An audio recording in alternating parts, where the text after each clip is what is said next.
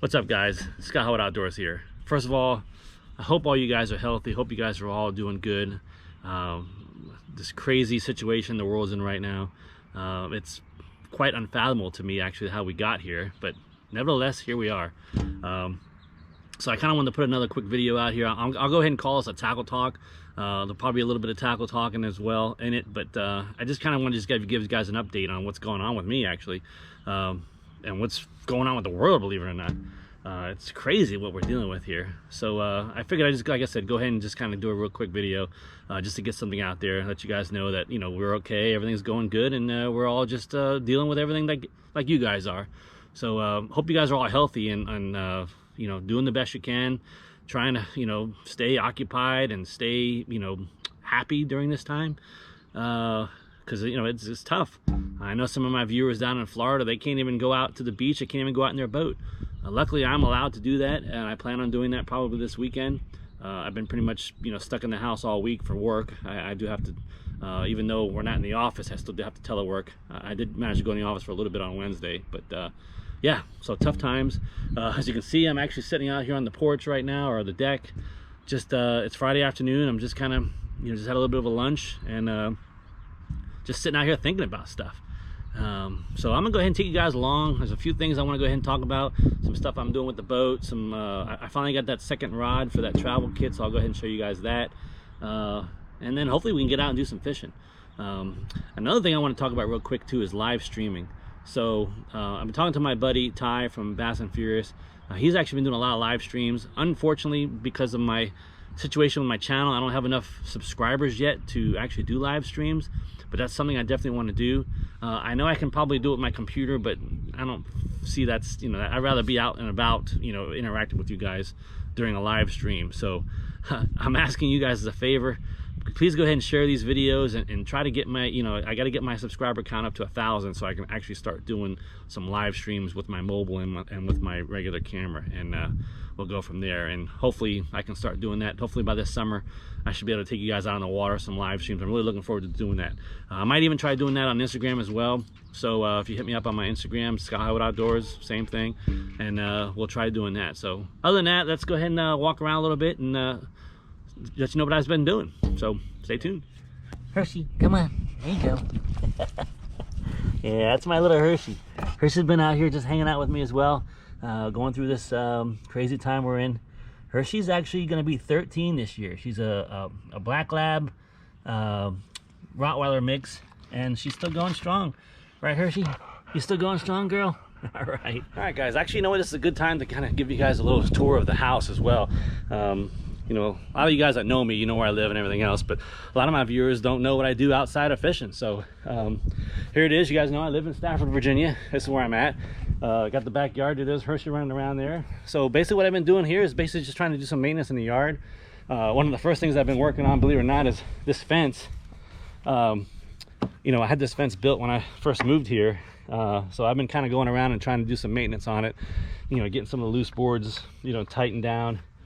And another thing too is I went ahead and I haven't glued these down yet, but I went out and bought these what do you call them, I guess solar top caps. So the ones that were on here before were wood, and they were all rotting away and just started falling apart and everything else. So I kind of went and bought these. I bought 24 of them. I got a good deal with them at the Lowe's, and I just kind of took them out to charge them for now because, like I said, they are solar. I got the stain still here, so I'm gonna go ahead and stain the rest of this here to make it, you know, match. And I probably might replace the tops of this fence too. It's, you know, getting kind of weathered, and you know, it's been here for 6 years, and trying to get all that stuff squared away. So that's one of the first things I've been working on, just kind of just going around doing some basic lawn maintenance. There's my deck there, as you guys can see. It's a nice Trek deck. This is something I did earlier in the year, or late last year. I went ahead and put all stone and grasses underneath here, and over this area over here was a patio that I built. Well, actually the patio itself I had built, but I went ahead and built the retaining wall around it here to, you know, so that way I can go ahead and have this nice gazebo here. In the summertime it does have a cover on it, which I'll be putting that on here shortly, probably in another month. It's funny, last year's story that I went to put it on, literally the day I went to put it on, it started getting dark outside. A storm was coming, and we had some crazy damage here. I mean, it was like trees blowing, all kinds of stuff going on. And I'm just blessed that I didn't actually put it out that day, because if I would have put it on that morning, that whole thing probably would have blown away. So that's why I'm going to wait a little longer until after the spring storms are over with before I get that done. Let me see, another thing I had to do, I had to get some work done on the roof, because another storm we had this winter actually blew off some of my shingles, and so I had to get a roofer come out and do that. Now, my other previous houses that I lived when I lived in Florida and when I lived in Georgia, I would have done it myself, but these houses are very, very steep, and they're tall, and plus I'm getting a little older in age, and yeah, I don't think it's worth risking my life for you know, replacing 7 shingles. So I went ahead and called the company that came out and did it last time, and they didn't charge me a lot of money, and got that done. So I got that done. Let's see what else is going on. Let's go in the garage and see what we got going on there. All right, guys, made myself around to the front of the house here real quick. Let's go in the garage real quick here, see what we got going on. Let me go ahead and turn this music. I want to get any copyright strikes. Got my Amazon Alexa there, sitting there. That's my music when I'm sitting out here in the garage working. But yeah, basically what I did in here is just did a good cleaning and a good organizing. I had a bunch of stuff up against this wall and just a hodgepodge of things, so I kind of, you know, organized a little bit. As you can see, there's the boat still here.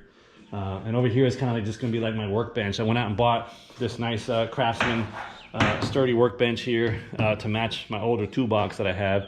So I basically have all my work tools and stuff here, and let me go ahead and close that. What's going on in there? But yeah, so that's kind of basically what that is. Went ahead and got all that done. These are those lights I was just telling you about that I just put on the fence back there. And here's the stain that I just got to go ahead and finish doing that. So that's kind of what's going on in the garage. As you can see, the boat's here still.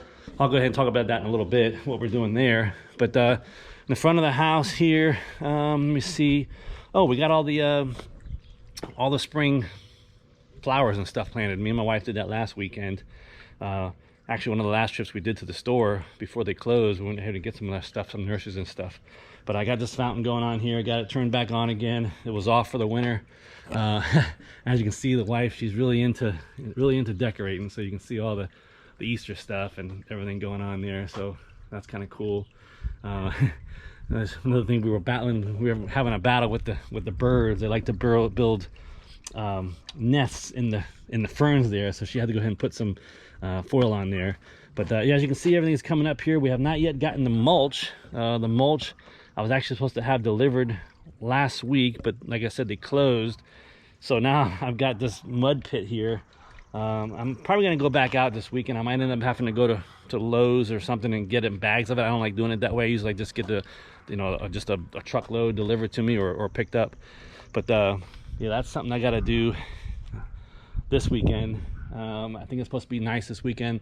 It's actually warm now, but we might get some rain, so I kind of want to get that squared away. But so that's pretty much it for the front of the house. As you can see, the truck's still here. Everything's doing good.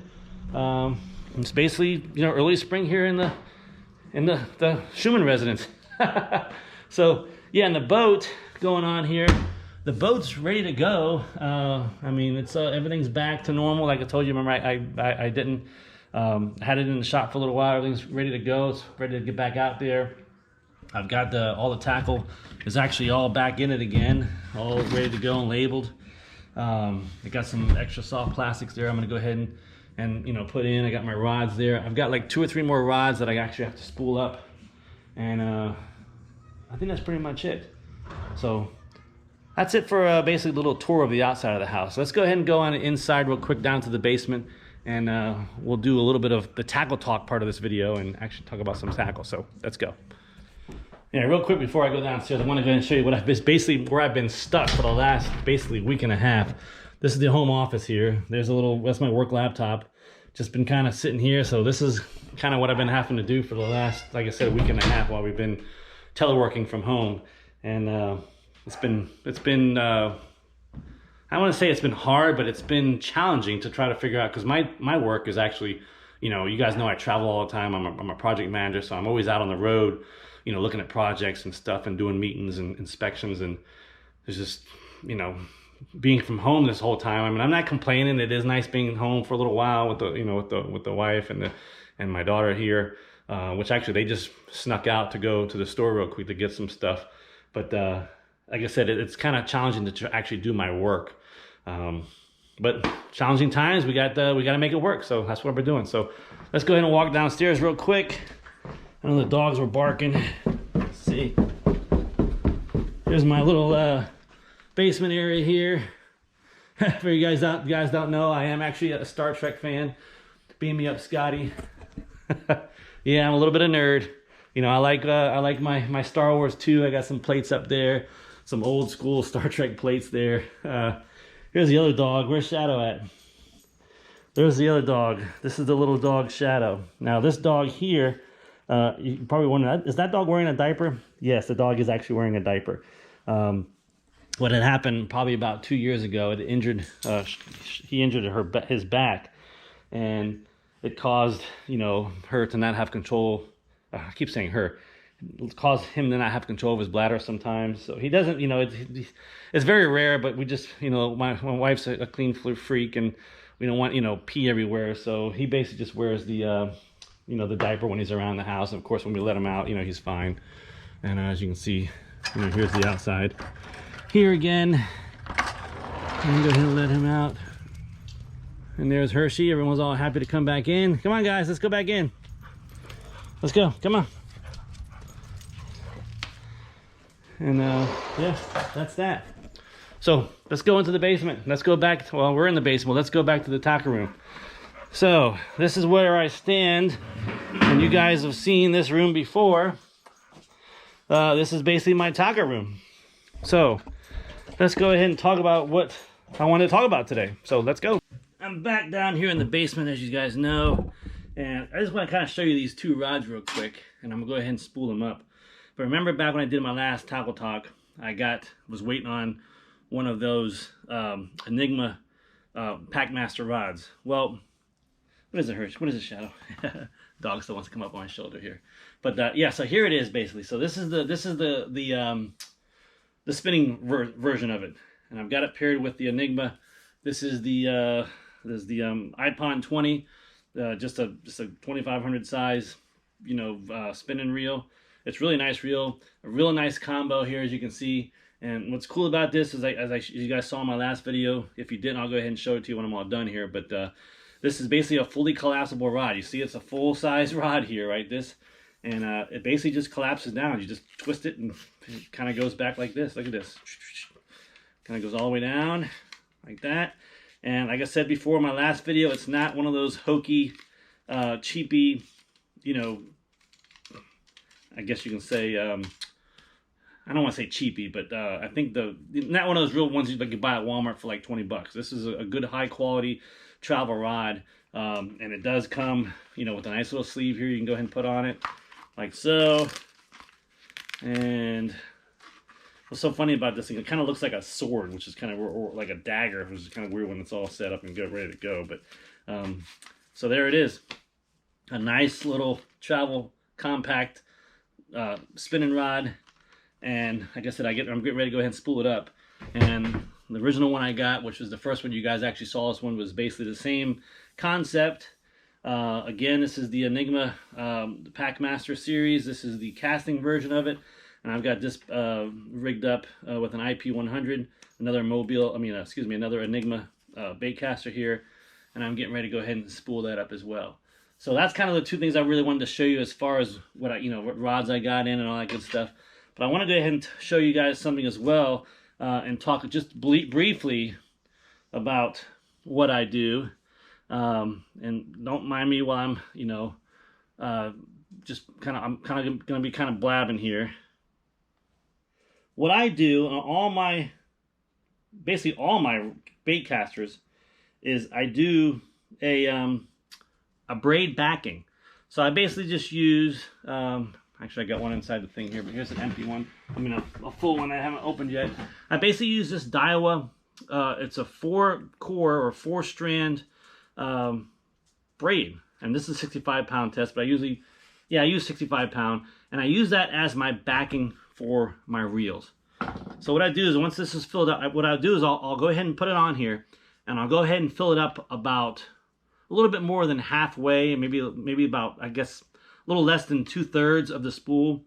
And basically what that does is once that's spooled up with braid backing, when it comes time to put my regular line on, which I usually use the Sig Hour, this is a 17-pound. This is going to be my travel rod, so I'll probably just throw some 17-pound fluoro on here.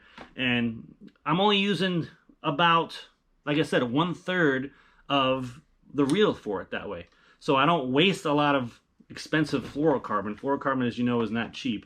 And it allows me to basically, you know, get 3 times the amount of spool, amount of line from this package as I normally would get. And plus, if you're on the water and you get a break off or something like that, and it takes a lot of your line out, or if you get a real bad backlash or something like that, and you know, we've all been there where you're digging and digging and digging, and before you know it, you end up having to cut it, and basically that rod is out of commission for, you know, the rest of the day unless you have some line on board. Which I do. I carry line on board. I actually use, you know, this Bass Mafia line bag here. But what it allows me to do is spool up real quick, because I'm only spooling up about, you know, I'd say maybe about 50 yards worth, because you basically just want to have enough of your fluorocarbon to get a cast out, is all pretty much it boils down to. So that's kind of what I do. I'm going to go ahead and spool this on here and get that all ready to go, because I want to get these 2 rods ready to go and start leaving them in my truck, because I'm going to go ahead and start leaving basically a little mini travel kit in my truck. I always talk to my buddy Ty all the time. He's always out fishing little ponds and all that kind of stuff here and there. And I always ask him, how do you always manage to do that? He goes, I just keep rods in my truck. So what I'm going to go do, instead of leaving my full-size rods in my truck, I'm going to go ahead and leave this one in my truck. I'm going to leave... and get this out of the way so you can see it. I'm gonna leave this one in my truck. I'm gonna leave my basic little small travel kit that I use for like my terminal tackle, and I'm probably gonna end up doing just a little small 3600 box with some basic crankbaits, a couple spinner baits, you know, just a basic like a pond box basically, and just leave it in the truck. And that's gonna be my go-to, you know, when I'm just driving along somewhere and I pull up, oh, there's a nice pond right there. Now I've got 2 rods in it. I can, you know, either throw a little Senko or something like that, or I can, you know, throw a spinner bait or an older crankbait or something like that, and actually catch more fish in doing that. So that's what I'm gonna go ahead and do. Let me go ahead and spool this up real quick, and we'll talk again some more. All right, guys, I got that tied down in there. Basically just how I do that is I go ahead and tie the braid directly to the spool. Then over the knot, I go ahead and add a little piece of just regular plain electrical tape like this over the knot, and just go from there. So now, using this nice little bag I got, go back a little bit here. Just basically go ahead and spool it on. So you guys can see that there. So basically, as you see, I'm about 1/3 or 2/3 of the way full on the spool. So from there, basically, as you saw that, I'll go ahead and fill up, you know, go ahead and cut off here. Go ahead and fill the rest of the spool up with my Sig Hour fluorocarbon. Now, the knot I use, you guys are going to laugh, but it's just basically a square knot, because you're not trying to, you know, get you're not going to basically be using that piece of line. So I just use a regular old square knot, so that way it's easy to, you know, to undo and go from there. There's no sense trying to, you know, do that whole unity unit and all that crap. You're just tying your backing to your main line. That's all you need is just a basic square knot, a double square knot, or something like that. Don't need to bother with the whole unity thing. So let me go ahead and cut this off and go ahead and do that, and I'll show you the finished product. All right, guys, I don't know if you can see that, but it's just a basic overhand knot. I double the line up and do an overhand knot, and like I said, it's going to be down the reel. It's never going to get casted out, and that's what we're going to do. So let's go ahead and spool the rest of this up, fill up the reel.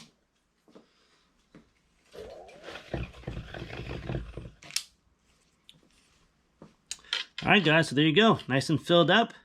As you can see, it's right below the line there. So that's it. That's 65-pound braid with a 65-pound braid backing with 17-pound fluorocarbon Sig Hour. And this is how I do all my reels, when, you know, obviously with the exception of the different types of lines as I use for my main line. But go ahead and do that, guys. You're going to save money. I know what you think about it, braid's expensive, but it'll last forever. So you do 2/3 braid as your backing, and then 1/3 of whatever your main line is going to be. Like I said, you'll never be able to cast out past that knot. Now, if you do, then you know it's time to respool. If you can make a long cast and you're getting out past that knot, then you know it's time to add some more line on. So actually, it serves two purposes. Number one, it saves money and you know, provides you a nice a cheap level backing for your line, and as well, it also gives you a indicator knowing that you need to actually go ahead and add some new line on. But that's how I kind of do all my my casting rods. Now my spinning rods, I basically just mostly fill up with whatever braid I'm going to use. But there's no reason why you can't do that with your spinning rods as well. You can put some cheap braid on the back of your spool and then do the same thing and add, you know, about I guess, you know, almost another 1/3 of your actual line that you're going to use. And then of course, you know, you're going to go ahead and tie on your leader material, which is now in that case you do want to use your uni on your spinning rods, because you know that you're actually going to reel that through the guides and everything else. You're actually going to be using that knot, whereas your backing knot you're not going to be using. So that's pretty much it, guys. So let me know what you guys think. I'll go ahead and go outside real quick and do another quick little outro, but I kind of wanted to give this video out for you guys real fast, just let you know what was going on, and go ahead and hit this up. We'll go outside and talk for a little bit more, and that'll be it. So stay tuned. So that's pretty much it, guys. Let me know what you guys think about this. Like I said, it's a little bit fishing related, but not too much, but kind of wanted to give you guys an idea of what's been going on with me. We're all dealing with it, and you know, hope this is all done with soon so we can get back to normal and get our life coming back to normal. Spring fishing is gearing up right now. Like I said, I'm probably going to be out this weekend for a little bit, so look forward for another video for that as well. But I wanted to give you guys a quick update on what was going on with everything, and letting you guys know that, you know, how Scotthollywood is dealing with the situation. And you can see I don't have it actually that bad. Things are pretty good. I'll probably crack open a nice cold one here in a little bit, and that'll be it. So I appreciate you guys watching this. I appreciate you guys hitting that like button. I appreciate you guys hitting subscribing. And again, like I said in the beginning of the video, please go ahead and share this video and share all my other videos and tell your friends to subscribe. I'm trying to get to that 1,000 subscriber mark so I can start doing some live streams. I'm really looking forward to doing that. I think it's really going to be good. I got a lot of cool stuff to do live. I do a lot of cool stuff out in the boat. I like to be able to do that live and interact with you people while I'm actually doing it, so I think that'll be great. And yeah, so make sure you guys stay healthy, make sure you guys wash your hands. You know, we'll get through this, guys. I promise everything's going to be back to normal here, hopefully within the next couple months, and life's going to go on. So this is Scotthollywood Outdoors, and that's a wrap.